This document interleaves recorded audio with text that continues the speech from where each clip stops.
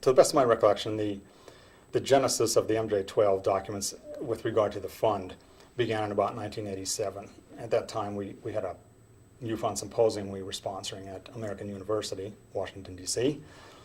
And Bill Moore released at least edited segments of the MJ-12, what he called the MJ-12 documents.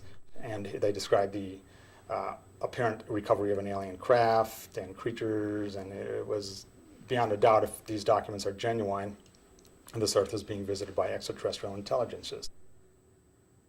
And so Bill Moore came out with this edited version in 1987, basically simultaneously with Timothy Good in England releasing the documents also.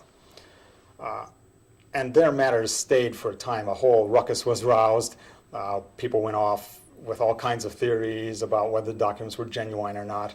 And Stan got into the act. Certainly he had been involved before that, but he began to take an increasing role in trying to authenticate the documents and going around to archives and leaving no document unturned and trying to determine what, if anything, might be true about the MJ-12 documents, what, if anything, might be false about the MJ-12 documents. And we didn't work with him too closely right at the beginning of the period, in the 1987 period. But in and about 1988, we had a secretary-treasurer before myself, a fellow named Fred Whiting, who asked one day, Stan, what would you need in terms of money to complete the investigation of the MJ-12 documents, i.e. for you to go to the various archives you want to go to spend as much time as you might want to spend there looking at documents, and then preparing a final report? What would that take? And Stan came up with a figure, and we thought, well, we don't have that money in our budget. Our treasury is very tiny at the fund. So we started sort of a mammoth effort to get people to donate money specifically for that project. And nothing quite like it, to my knowledge, had ever been done in the UFO field to raise, I know a lot of people think it was a trivial amount of money, but for the UFO field it was kind of a large amount. So we then started tapping prior donors to the fund, as well as to practically all people that we could think of who were connected with the UFO research. You know, I think I called up Jacques Vallée, and just people I normally didn't have any exchange of information with or even knew.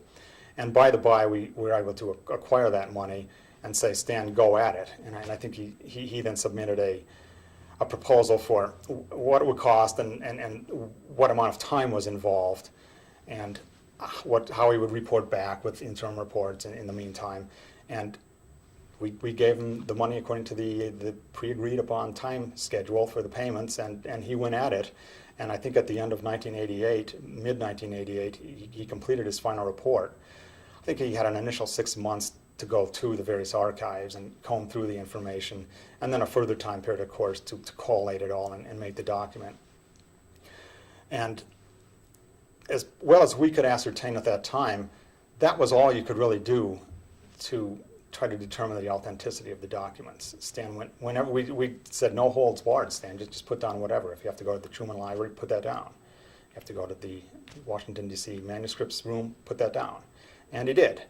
And I think we got a very good report out of it that still stands to this day as almost the definitive word on what, if anything, is behind MJ-12. And I don't, in my opinion, see that anybody has been able to counter his report completely and rebut his findings. No, he didn't find, as he would always maybe say, the smoking gun, but he didn't find anything that really unequivocally ruled them out as hoaxes. People have made pot shots at the documents, but I think he's been able to parry a lot of those. And he would be the first to say, well, the matter is in sort of a gray basket, still in an uncertain area in my thinking. I do leave, he would probably say, the door open a certain amount of space to allow them for being hoaxes. But it sure isn't evident to me that they're hoaxes.